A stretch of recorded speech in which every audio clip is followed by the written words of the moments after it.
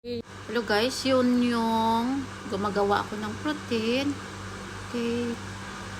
Hindi ko na mapapakita kung ang buong buhok niya kasi mahabang video na. Kaya ito na lang yung sa likod, napapakita kung ano siya kakulot. Yung buhok. Tapos habang ginaplansya namin yan,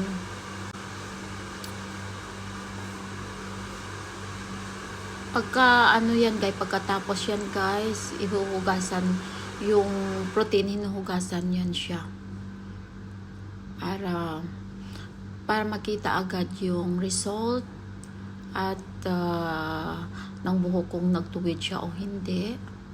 Okay, yan guys ang resulta niya, ang buhok niya. Salamat guys sa pagpanood ng aking videos. Bing's vlog, okay?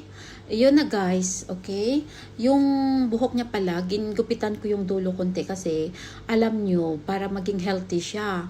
Yun yung treatment kasi kailangan mo igupitan yung dulo para maging open yung end of the hair niya, madali siya hahaba. Tapos, kasi alam mo, yung pag-absorb ng gamot, hindi galing doon sa taas, galing sa dulo ng mga po. Kaya kailangan mo i-open para healthy siya. Yun guys, salamat uli. Thank you for watching my videos always. Salamat guys.